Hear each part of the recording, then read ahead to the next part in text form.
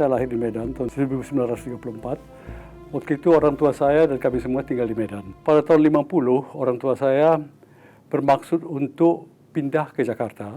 Kenapa? Karena pada waktu itu di seluruh Sumatera belum ada satu universitas pun. Di seluruh Indonesia hanya ada dua, yaitu Universitas Indonesia dan Gajah Mada. Karena kami sudah mulai akan menjadi mahasiswa beberapa tahun yang akan datang, maka orang tua memutuskan untuk pindah ke Jakarta. Maka rumah kami di Medan dijual oleh orang tua.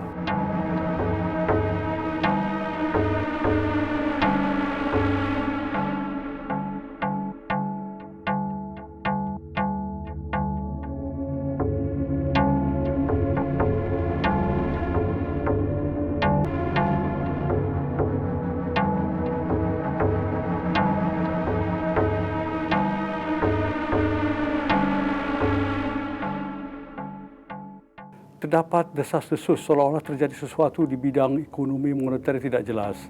Terutama ibu saya yang sering juga mengadakan katakanlah kegiatan-kegiatan bisnis, mengatakan ya kalau begini lebih baik supaya amannya kita konversikan hasil penjualan rumah itu ke emas. Memang benar, tidak lama kemudian terjadilah apa dikatakan pemotongan Syafruddin di tahun 50, yaitu denominasi uang yang besar itu dipotong dua, katakanlah yang 50 dipotong dua, yang 25 sebelah itu bisa berlaku, yang 25 lagi harus dikonversikan ke dalam obligasi.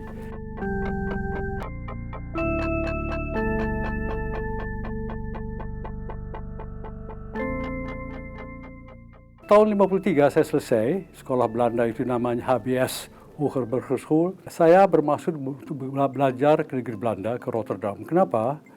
Karena pada waktu itu di kalangan orang tua, kebanyakan orang tua mengetahui kalau apabila seorang ingin belajar ekonomi harus pergi ke negeri Belanda, kalau bisa justru di Rotterdam. Kenapa di Rotterdam? Karena waktu itu Bung Hatta dan Profesor Smithro juga adalah alumni dari Rotterdam. Untuk membiayai studi saya, orang tua saya bukan orang kaya, jadi harus juga mengumpulkan uang dan supaya obligasi itu dijual. Pada waktu itu, obligasi itu hanya bisa dijual ke Bank Indonesia. Jadi waktu saya pergi dengan obligasi masuk ke pintu Bank Indonesia yang megah itu, maka saya sangat terkesan. Dan saya mengucapkan dalam hati saya, walah alangkah berbahagianya saya apabila saya di depan hari bisa bekerja di Bank Indonesia itu. Dengan kemurahan Tuhan, sesudah 18 tahun, saya belajar dan bekerja di luar negeri, di badan-badan internasional. Saya kembali pada waktu itu diminta oleh grupnya Pak Wijoyo dan juga Pak Radius Prawiro supaya saya kembali ke Indonesia.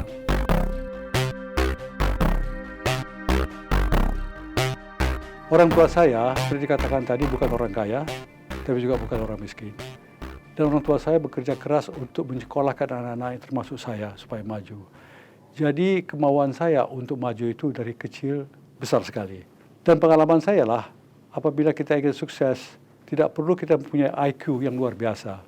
Kalau IQ normal saja, tetapi ada kemauan keras untuk maju, jadi ada motivasi yang kuat, itu merupakan katakanlah unsur yang sangat penting untuk bisa berhasil.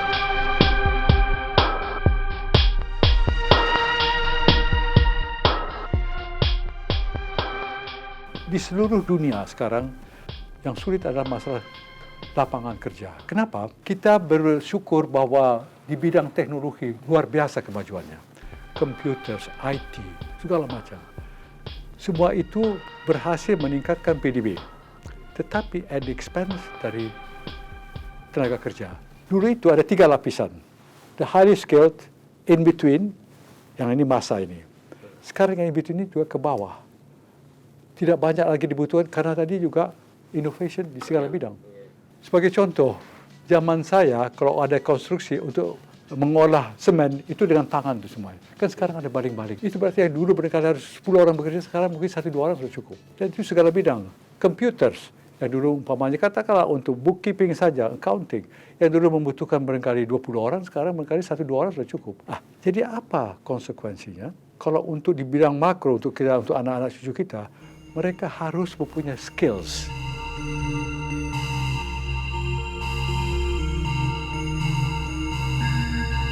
itu ada beberapa indikator.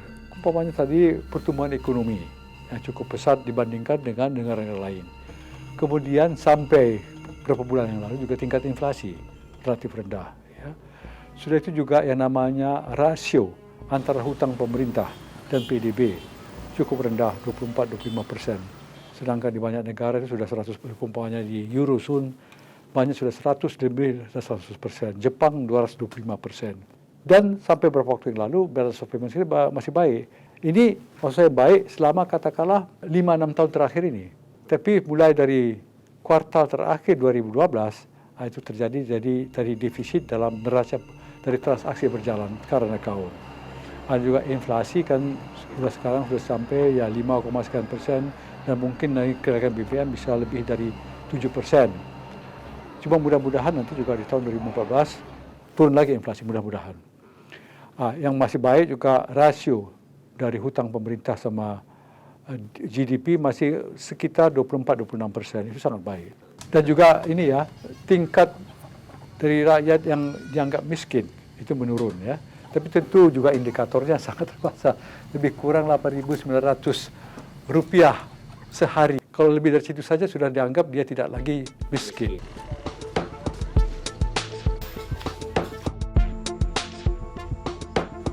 Salah satu cara bagaimana mengiatkan ke perekonomian kita dan demi juga pemerataan adalah melalui kewirausahaan. Dan juga dengan dunia usaha itu kita terpaksa kena competition supaya ada innovative thinking katanya. Cara-cara pendekatan yang baru, yang bukan tradisional, yang sudah banyak dilakukan orang supaya bisa maju. Kalau tidak, kita ketinggalan.